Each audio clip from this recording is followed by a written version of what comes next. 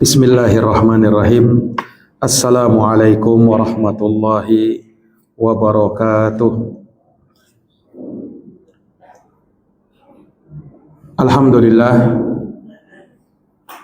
Alhamdulillahi rabbil alamin.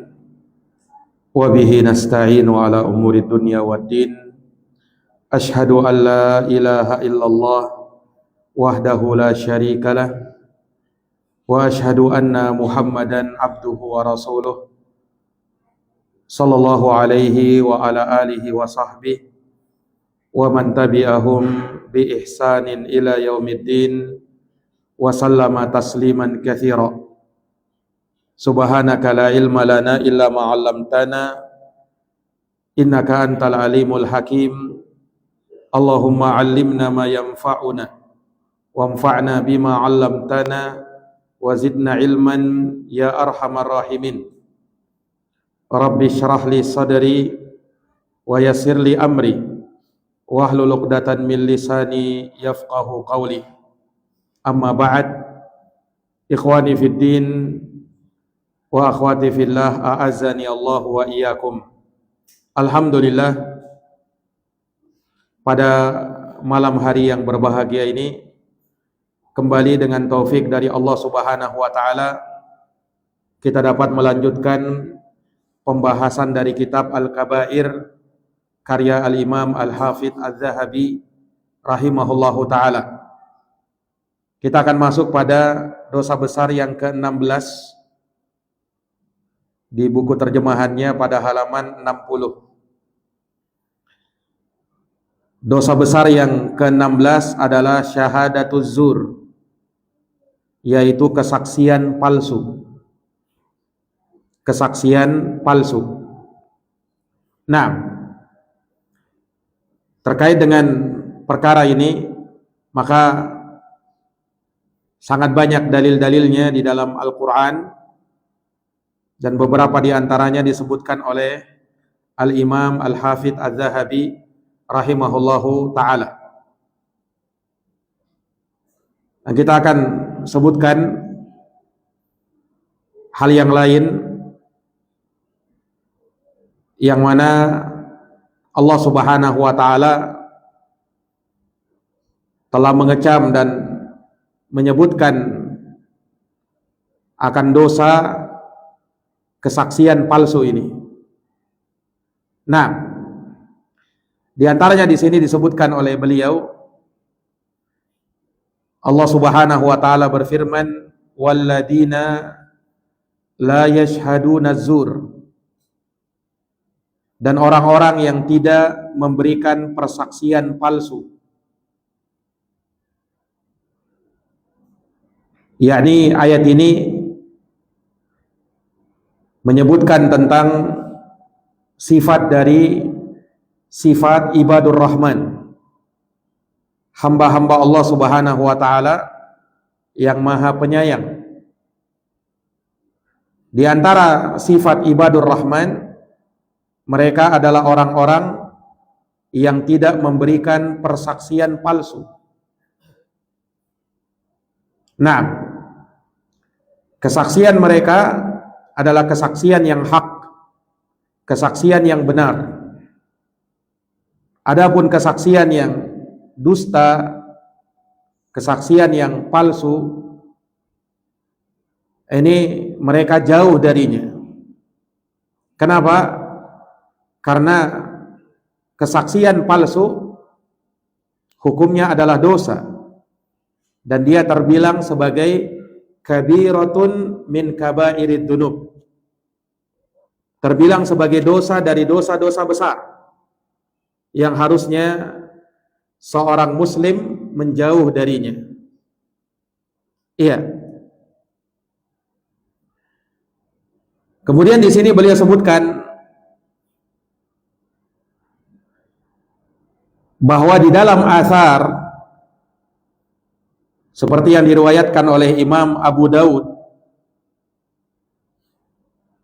walaupun sanadnya dhaif, tetapi dia diperkuat oleh hadits-hadits sahih yang lain yang menyebutkan bahwa syirik kepada Allah dan kesaksian palsu adalah termasuk dosa dari dosa-dosa besar.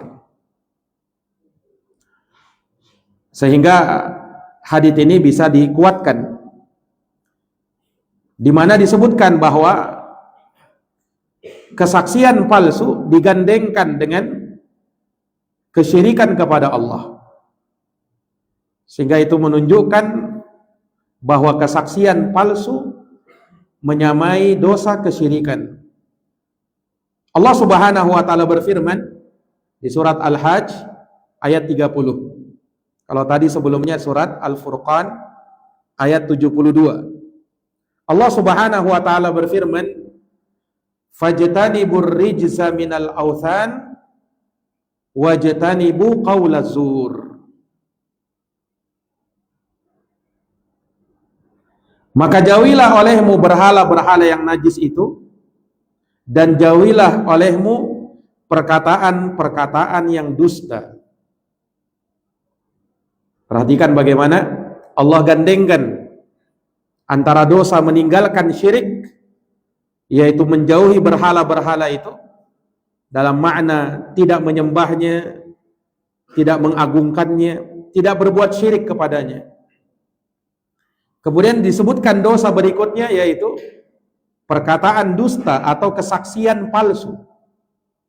Nah, maka dalam ayat Allah Subhanahu wa taala melarang al-qauluz zur atau qaulaz zur, perkataan dusta. Masuk di dalamnya syahadatuz zur, yaitu persaksian palsu. Dan larangan ini digabungkan dengan perintah menjauhi berhala-berhala yang najis alias syirik kepada Allah. Dan ini menunjukkan betapa persaksian palsu ini sangat berbahaya, sebagaimana bahaya perbuatan syirik. Bahkan kata ulama, bahaya dari persaksian palsu ini bisa menimpa orang lain, di samping menimpa pelakunya sendiri, yaitu yang bersaksi dengan persaksian palsu itu.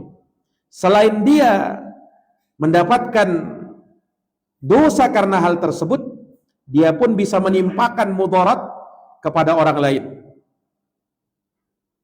Ini bahayanya. Sedangkan syirik terkadang bahayanya hanya menimpa kepada orang yang berbuat syirik itu saja.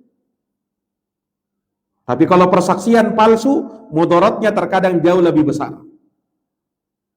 Nah, dan ini ikhwani fiddin, a'azzani Allah wa iyyakum,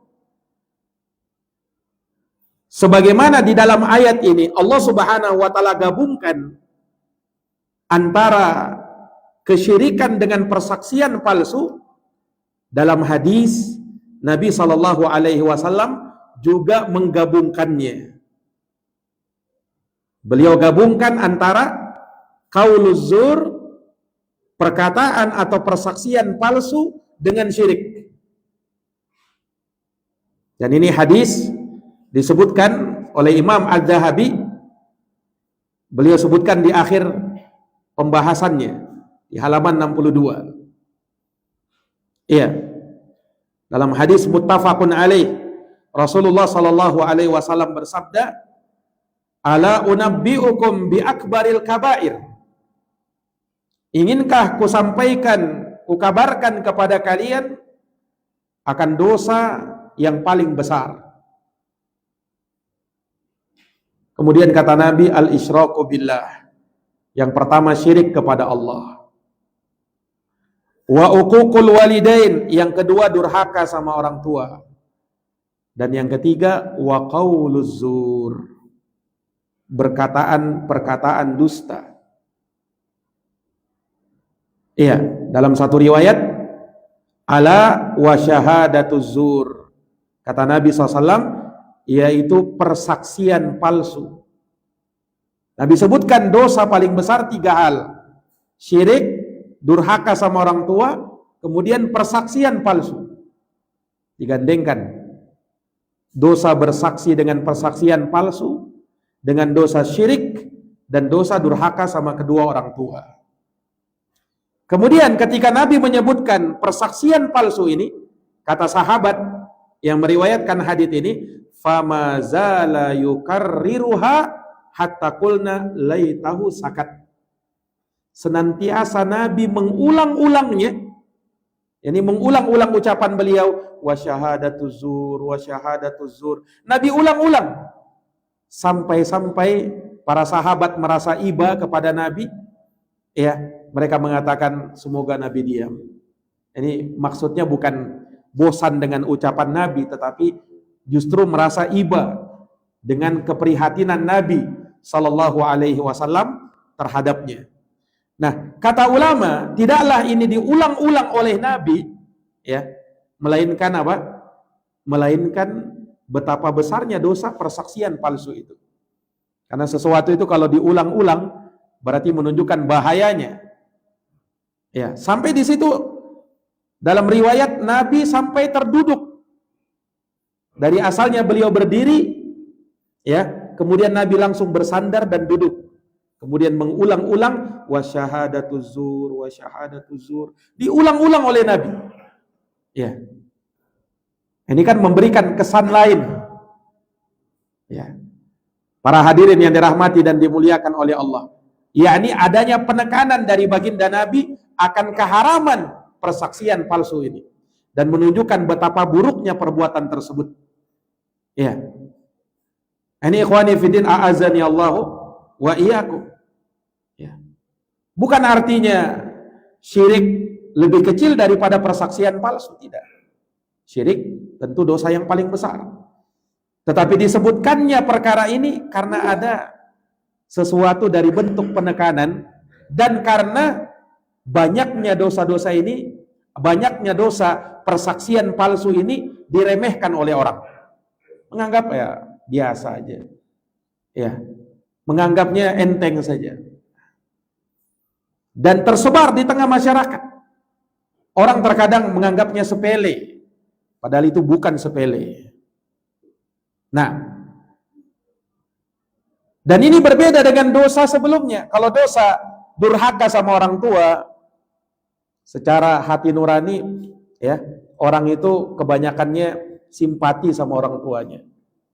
Sampai orang yang terkadang bermaksiat sekalipun dia berdosa, banyak berbuat dosa, terkadang dengan orang tua dia terkadang bisa baik. Karena hati nurani. Sama dengan syirik kepada Allah Subhanahu wa taala juga. Ya, kecuali tadi ya. Kecuali orang-orang yang betul-betul disesatkan jalannya. Nah, ini yang betul terjerumus ke dalam kesyirikan. Tetapi kalau persaksian palsu, ini dosa yang dianggap remeh oleh sebagian orang. Dan tersebar di tengah masyarakat, orang bersaksi palsu. Nah, ini ikhwani fiddin a'azani Allah wa iyyakum. Hanya dikarenakan faktor karena ingin mendapatkan dunia, harta yang lebih, maka dia rela bersaksi dengan persaksian palsu. Karena ada permusuhan antara dia dengan seseorang, dia rela bersaksi dengan persaksian palsu. Karena ada hasad, iri, dengki dia dengan saudaranya, maka dia rela bersaksi dengan persaksian palsu. Begitu mudahnya orang-orang melakukan dosa ini. Makanya diulang sama Nabi Sallallahu Alaihi Wasallam. Nah, dan karena persaksian palsu tadi, mudaratnya, bahayanya bukan hanya terhadap orang yang bersaksi itu, tetapi bahayanya juga terhadap orang lain terkadang yang dirugikan karena dia membuat persaksian palsu. Ini para hadirin yang dirahmati dan dimuliakan oleh Allah Subhanahu wa taala. Nah, maka ini dari perkara yang diingatkan, ya, bahwasanya hal-hal yang semacam ini jangan sampai diremehkan oleh seseorang. Nah, dijelaskan oleh Syekh Saleh Al-Utsaimin rahimahullahu taala terkait dengan makna persaksian palsu itu bagaimana? Beliau sebutkan ada beberapa bentuk. Di antaranya kata beliau, seseorang bersaksi dengan sebuah persaksian yang dia tahu bahwa persaksian itu berbeda atau tidak sesuai dengan perkara yang dipersaksikan, tidak sesuai dengan hakikatnya. Dia tahu itu. Nah, ini persaksian palsu.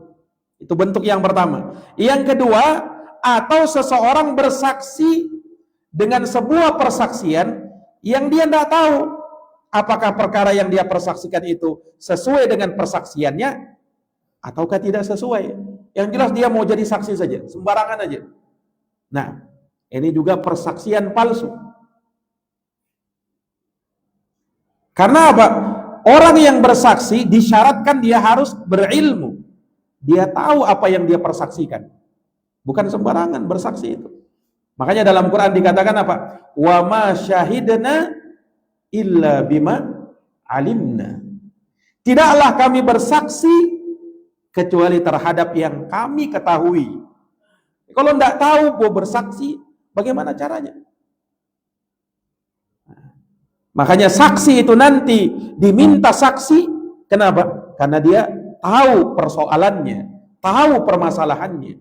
Kapan dia tidak tahu permasalahannya, cuma diminta jadi saksi, nanti kamu berkata begini ya, nanti bilang begini ya. Nah, itu persaksian palsu. Meskipun dia tidak mengerti, ya, mungkin cuma dia dibayar saja, mungkin cuma, yang penting dia bersaksi lah. Dia tidak ngerti apa yang dia persaksikan. Itu juga persaksian palsu, kata Syekh Saleh Al-Utsaimin. Atau seseorang bersaksi dengan sebuah persaksian yang dia tahu bahwa persaksian itu sesuai dengan perkara yang dipersaksikannya, hanya saja dengan sifat yang tidak nyata. Itu juga persaksian palsu, kata Syekh Saleh Al-Utsaimin rahimahullahu ta'ala. Dan kesemuaan ini adalah perkara yang diharamkan, masuk di dalam dosa dari dosa-dosa besar yang seseorang itu tidak boleh bergampangan di dalamnya. Beliau memberikan contoh, ya, contoh-contoh yang ada dalam kehidupan. Ya, misalnya kata beliau, seseorang yang bersaksi bahwa fulan meminta sesuatu kepada fulanah, padahal dia tidak tahu, ya, bahwa persaksiannya itu dusta, maka ini termasuk syahadatuz zur. Karena dia mempersaksikan sesuatu yang dia tidak tahu. Ya. Ini ikhwani fiddin, ini dari perkara yang dusta dan termasuk persaksian palsu. Atau contoh yang lain kata beliau, seseorang bersaksi bahwa fulan itu miskin, berhak mendapatkan zakat bantuan, padahal dia tidak tahu bahwa orang itu kaya. Ini persaksian palsu. Tidak boleh seperti ini. Ikhwani fiddin, a'azani Allahu wa iyyakum. Nah, persaksian palsu ini banyak bukan hanya dalam masalah urusan pengadilan saja, tapi dalam urusan pendidikan juga terkadang masuk. Ya, seseorang misalnya memberikan persaksian kepada seseorang, nilainya bagus misalnya, ya, tapi hal tersebut tidak seperti itu sebenarnya. Nah, cuman dia berikan persaksian supaya apa?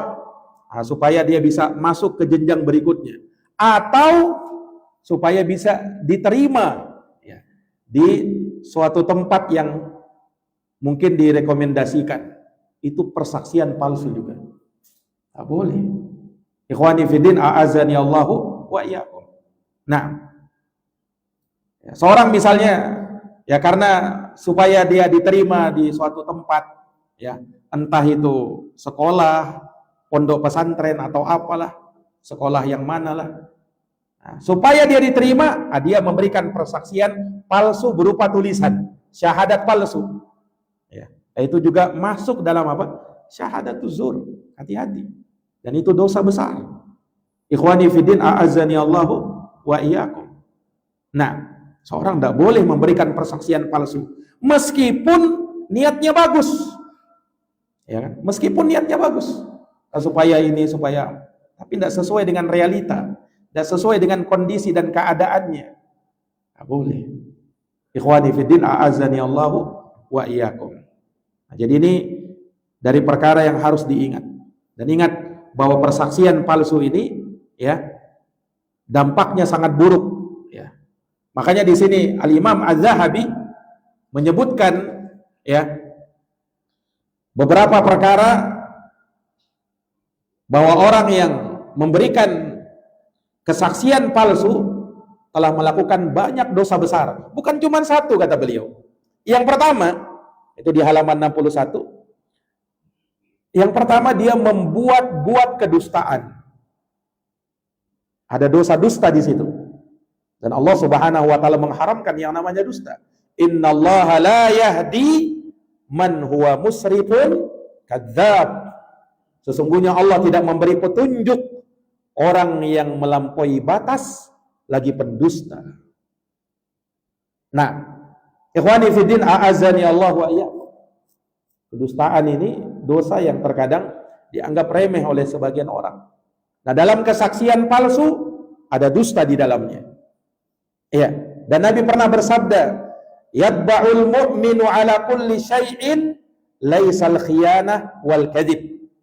Seorang mukmin diciptakan dengan segala kecenderungan dan tabiat, tapi bukan tabiat berkhianat dan berdusta, kata Nabi Shallallahu Alaihi Wasallam. Jadi ini yang pertama, ada kedustaan.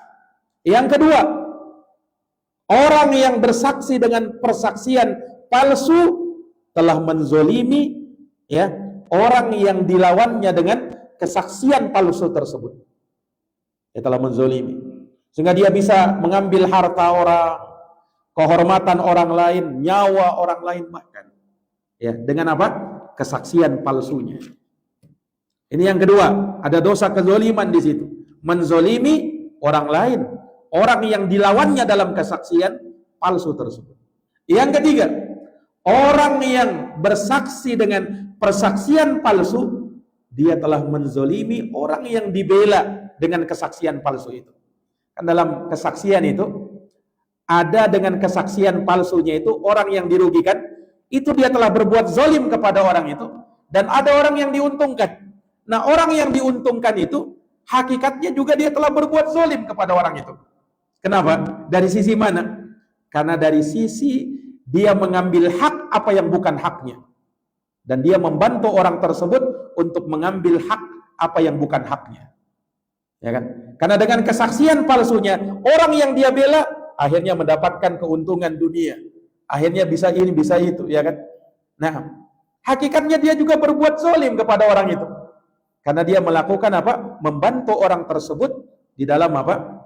Di dalam ya mewujudkan apa yang menjadi keinginannya, tetapi dengan cara yang batil, dengan cara yang diharamkan.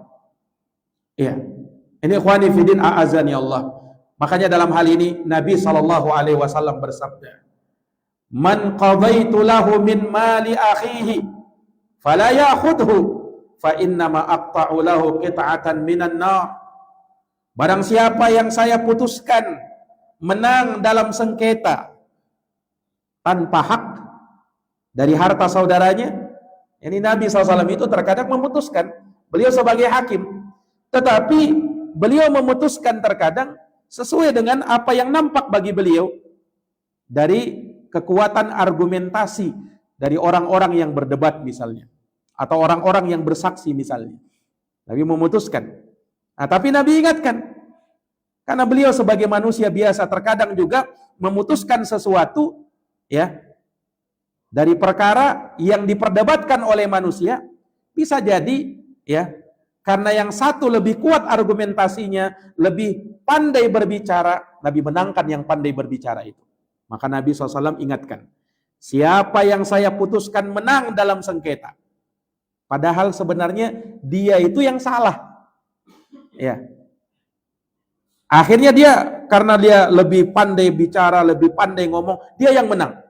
Kata Nabi, ya, kalau dia tetap mengambil hak saudaranya, maka aku nasihatkan jangan dia ambil.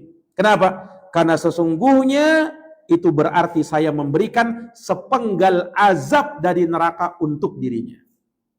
Ini ikhwani fiddin, a'azzani Allahu wa iyyakum. Ini 3 hal sudah. Jadi yang pertama tadi dusta. Yang kedua kezoliman. Kezoliman ada 2. Zolim terhadap orang yang dia menangkan. Dan zolim terhadap yang kalah. Ya, yang kalah dalam persaksian dustanya itu dia berbuat zolim, yang menang pun dia berbuat zolim kepadanya. Nah, kita di dalam agama disuruh menolong saudara kita, baik yang menzolimi maupun yang dizolimi. Kata Nabi, unsur akhaka zaliman aw mazluma. Tolonglah saudaramu baik yang dizolimi maupun yang berbuat zolim.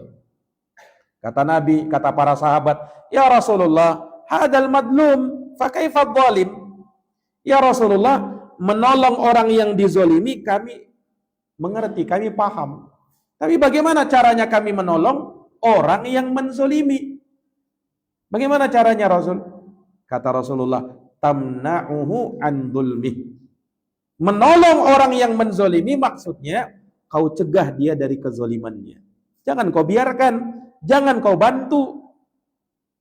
Meskipun bukan kau yang berbuat, meskipun bukan kau yang berbuat zolim secara langsung, tapi kalau kau bantu dia, sama saja kau juga berbuat zolim. Ini ikhwani fiddin a'azani Allahu wa iyyakum. Dan yang keempat kata Imam Az-Zahabi, orang yang memberikan kesaksian palsu berarti telah membolehkan sesuatu yang diharamkan dan dijamin oleh Allah Subhanahu wa taala agar tidak dilanggar.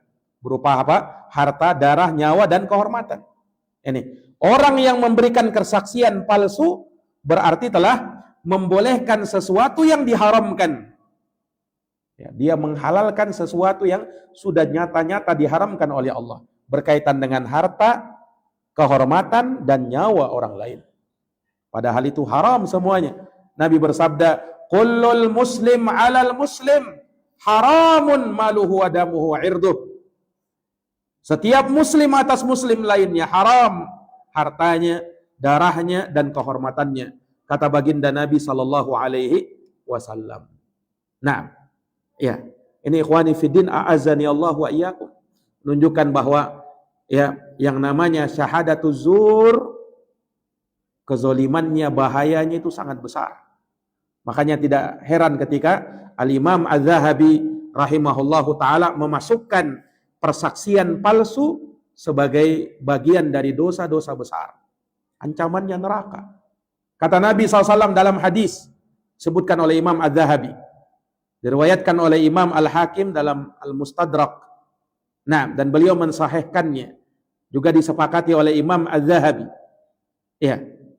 Kata baginda Nabi SAW, la tazulu qadama syahidiz zur yaumal qiyamah hatta tajiba lahun nar.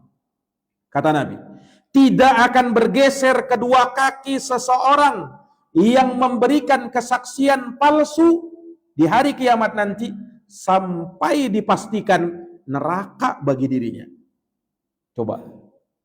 Kata Nabi itu dipastikan. Tajiba hatta tajiba lahun nar. Kalau secara letter-let artinya sampai wajib baginya neraka itu. Kalau kita terjemahkan tadi, pasti neraka itu baginya. Sampai ditekankan begitu. Ini bahayanya orang yang memberikan kesaksian palsu. Ditekankan, bukan sekedar masuk neraka, tapi wajib masuk neraka. Ini Nabi yang bilang. Di dalam lafaz yang lain kata Nabi, syahiduz zur la tazulu qadamahu hatta yujiballahu lahuma an-nar. Orang yang memberikan kesaksian palsu tidak akan bergerak kedua kakinya di hari kiamat nanti sampai Allah wajibkan, Allah pastikan neraka untuk dirinya. Hadis riwayat Imam Ibnu Majah, dan hadis ini meskipun sanadnya dhaif tapi dikuatkan dengan riwayat sebelumnya sehingga bisa mencapai derajat hasan. Ini para hadirin yang dirahmati dan dimuliakan oleh Allah Subhanahu wa taala. Jadi syahadatuz zur, persaksian palsu, ini jelas bahagian dari dosa-dosa besar yang pelakunya diancam ya dengan neraka wal iyadu billah. Ikhwani fiddin, para hadirin yang dirahmati dan dimuliakan oleh Allah Subhanahu wa taala. Ya, Di ayat yang lain yang berkaitan dengan syahadatuz zur, Allah Subhanahu wa taala menyebutkan, kalau tadi dalam surat Al-Hajj ayat 30, di ayat yang ke-33-nya ya, Allah Subhanahu wa taala menyebutkan fajtanibu ar-rijza minal ausan wajtanibu qaulaz zur. Nah, jauhilah oleh kalian penyembahan kepada berhala-berhala itu yang najis itu, dan jauhilah oleh kalian perkataan-perkataan dusta itu. Nah, Syekh Salim bin Eid Al-Hilali hafizahullah ta'ala menyebutkan bahwa kesyirikan dan persaksian palsu digandengkan oleh Allah dalam ayat ini. Makanya kata beliau, sebagian salaf mengatakan bahwa perkataan dusta atau persaksian palsu itu setara dengan dosa syirik. Sampai ada sebagian salaf, sebagian ulama terdahulu, salafus soleh, yang mengungkapkan hal tersebut. Saking bahayanya persaksian palsu ini. Nah, ini ikhwani fiddin a'azani Allahu wa iyyakum. Ya, ini menunjukkan ya, seseorang tidak boleh bermain-main dalam urusan ini. Nah, dan ini seperti yang tadi kita sebutkan, cakupannya sangat luas. Bukan hanya dalam urusan pengadilan, bukan. Tapi dalam urusan pendidikan masuk ini. Dalam urusan perdagangan masuk juga. Ketika orang mempersaksikan persaksian palsu. Seperti dalam persaksian palsu untuk barang yang dilelang. Misalnya, ketika ada barang yang dilelang, ya, barang lelangan, atau misalnya barang yang dijual secara lelang. Ada orang, ya, dia buat kayak forum begitu, kemudian dia buka harganya barang ini sekian, ya kan? Nah, kemudian orang-orang di depannya itu menawar, ya, tawar sekian. Ada orang-orang yang memberikan persaksian palsu, ya, dengan apa? Melebih-lebihkan itu barang, tetapi tidak sesuai dengan hakikatnya. Oh, memang itu barang itu bagus, ini begini. Padahal dia bersekongkol dengan si penjual. Atau terkadang dalam bentuk dia sengaja menaik-naikkan harga barang itu. Bukan maksud untuk dibeli, tetapi untuk memanas-manasi orang. Supaya apa? Orang berpikir, oh ini dia berani ya membeli dengan harga segitu, menawar dengan harga segitu, berarti barang ini nilainya jauh lebih besar. Maka dinaikkannya lagi. Persaksian palsu. Ikhwani fiddin a'azani Allahu wa iyyakum. Ini dalam usaha, dalam dagang juga masuk di dalamnya. Nah, makanya baginda Nabi SAW pernah bersabda, "At-tajirus saduqul amin ma'an nabiyina wasiddiqina wasyuhada." Pedagang yang jujur lagi terpercaya, tidak memberikan persaksian palsu, tidak berkata dengan perkataan dusta dalam jualannya, dalam dagangannya, tapi apa adanya, kelak nanti akan dikumpulkan bersama para nabi, para siddiqin, para syuhada. Keutamaan pedagang yang jujur, tidak memberikan persaksian palsu. Artinya apa? Kalau dia tidak jujur dan memberikan persaksian palsu, maka dia akan jauh dari para nabi, para siddiqin, para syuhada. Tidak akan pernah bersama mereka. Ikhwani fiddin a'azani Allahu wa iyyakum. Nah, maka ini menunjukkan bahwasanya seseorang ya harus memperhatikan perkara-perkara semacam ini. Jangan sampai karena dunia yang ingin dia kejar, dunia yang ingin dia raih, maka dia pun memberikan persaksian palsu di pengadilan, ya, bersaksi dengan persaksian yang palsu, tidak jujur dia, ya. Ikhwani fiddin a'azani Allah wa iyyakum, dia berbohong di dalamnya. Karena apa? Karena bisa jadi karena ada unsur kekeluargaan. Ya, karena ada ya bersama dia ini kerabat saya ini, atau karena kenalan dia, maka dia rela memberikan persaksian palsu yang menguntungkan keluarganya tersebut, kawannya tersebut, orang yang dia kenal tersebut, atau orang yang membayar dia tersebut. Ini ikhwani fiddin a'azani Allahu wa iyyakum. Nah, dan ingat kata para ulama, dalam permasalahan syahadatuz zur ini juga masuk di dalamnya bukan hanya saksi-saksi, tetapi termasuk juga advokatnya, termasuk juga para pengacara yang ikut berbicara di depan persidangan untuk didengar keterangannya oleh hakim pengadilan misalnya. Ya, ketika saksi atau pengacara itu memberikan kesaksian dengan memutar fakta, bersilat lidah karena dia pandai, ya. Maka ini ikhwani fillah, dia pun kena di dalam hadis ini. Nah, ikhwani fillah, a'azani Allahu wa iyyakum. Jadi apa yang disebut oleh Nabi SAW ini sifatnya luas. Ya. Persaksian palsu. Walaupun mungkin yang tergambar dalam benak kita, oh ini mungkin di pengadilan ini. Persaksian palsu. Nah, itu juga masuk. Tetapi bukan hanya itu saja. Tadi kita sebutkan. Dalam dunia pendidikan juga. Dalam dunia perdagangan juga. Masuk juga. Ikhwani fillah. Dan mungkin juga dalam permasalahan-permasalahan yang lain. Yang di situ ada bentuk-bentuk persaksian.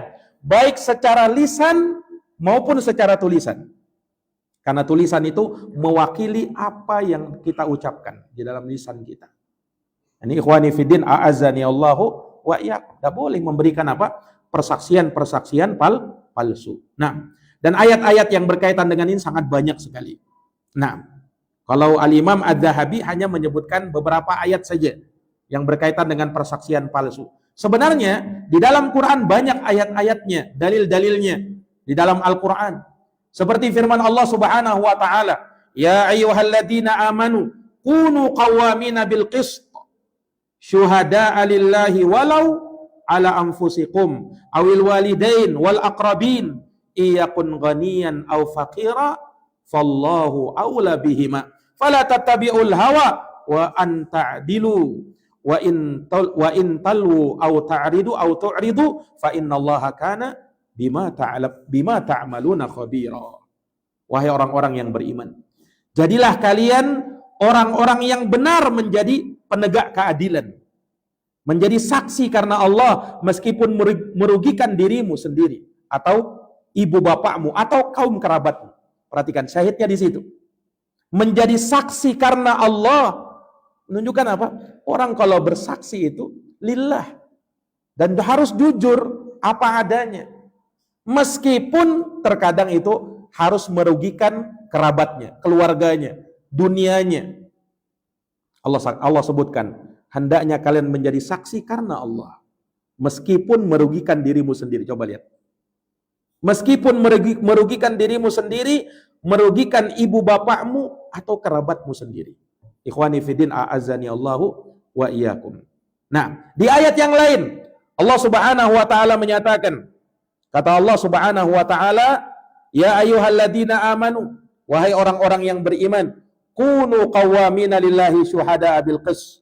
Jadilah kalian orang-orang yang menegakkan kebenaran karena Allah dan menjadi saksi dengan adil. Lagi-lagi Allah sebutkan. Nah, kemudian setelah menjadi saksi dengan adil, nah ini terkadang yang membuat orang itu tidak bisa menjadi saksi yang adil, akhirnya dia bohong dalam persaksiannya. Kenapa? Karena ada keuntungan dunia. Karena ada hubungan kekerabatan. Ya, dia harus bela mati-matian. Bagaimanapun harus menang. Ya. Dia tidak peduli, harus bersaksi dengan persaksian palsu. Nah, maka Allah katakan, "Wala yajrimannakum syana'anu qaumin ala alla ta'dilu. I'dilu huwa aqrabu littaqwa." Janganlah kebencian kamu terhadap suatu kaum mendorong kamu untuk tidak berlaku adil. Karena kita ada kebencian dengan orang itu, ya, dan sekaligus karena kita cinta kepada kerabat kita, terlebih yang kita lawan ini orang musuh kita, ya. Maka Allah ingatkan, jangan karena kebencian kamu kepada suatu kaum membuat kamu tidak berlaku adil. I'dilu, berlaku adillah, karena keadilan itu lebih dekat dengan ketakwaan. Wattaqullaha innallaha khabirum bima ta'malun. Bertakwalah kepada Allah, sesungguhnya Allah Maha tahu apa yang kalian kerjakan. Ya, makanya Nabi SAW itu, ya, dari sifat beliau kalau sudah melakukan kesepakatan, beliau pantang untuk melanggar itu. Nah, dalam perjanjian yang beliau adakan, walaupun bersama orang kafir, ya, beliau pantang untuk melanggarnya. Nah, Karena apa? Harus berlaku adil, harus tegakkan kebenaran. Tanpa harus ya, memperdulikan apa yang menyebabkan dia menjadi ya sulit dalam urusannya atau membuat rugi dunianya terhadap dirinya, keluarganya. Ya. Ini ikhwani fiddin a'azzani Allahu wa iyyakum. Nah, banyak ya perkara-perkara yang ini disebutkan oleh Allah. Saya isyaratkan saja di antaranya juga di surat Al-Baqarah ayat 283. Sebelumnya di surat Al-Baqarah ayat 140 Allah sebutkan hal ini. Nah, dan hadits-hadits juga telah kita sebutkan tadi bagaimana Rasulullah Shallallahu Alaihi Wasallam menggandengkan antara persaksian palsu dengan apa? Dengan dosa kesyirikan, dengan dosa durhaka sama orang tua. Ini menunjukkan sekali lagi, ikhwani fiddin a'azzani Allah, bahwa dosa ini tidak boleh kita anggap remeh. Ya, tidak boleh kita anggap remeh, walaupun sebagian orang pada hari ini meremehkan perkara ini. Walaupun sebagian orang pada hari ini ya telah meremehkan perkara ini. Ikhwani fiddin a'azzani Allah wa iyyakum.